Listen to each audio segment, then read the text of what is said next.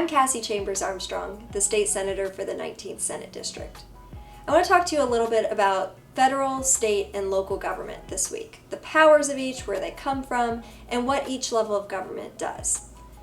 The United States Constitution lays out the powers that our different branches of the federal government has, what Congress does, what the president does, and then in the 10th Amendment to our Bill of Rights, it says any powers that are expressly given to the federal government are reserved to the states and to the people. So that means state governments have all of this power that isn't expressly laid out to the federal government in the Constitution. Now, there's nothing in the U.S. Constitution about cities. And so all of the power that cities have actually come from our state governments. So in our Kentucky Constitution, there's a section that says the General Assembly has the power to create cities and to give those cities the power that they have. So we have a whole series of statutes, of laws, doing just that, creating, defining cities, giving powers to them. If you're in Louisville, the area I represent, that statute is called 67C. And it lays out what the city of Louisville can do, what type of legislation it can pass, what kinds of taxes it can levy. That's really the boundaries of the power that the city of Louisville has.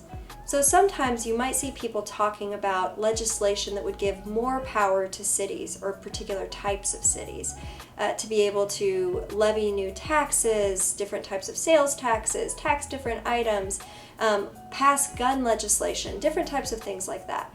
That would involve amending 67C, the state law, to give Louisville those powers. I also get a lot of questions from folks about what is it the city government does, what is it the state government does.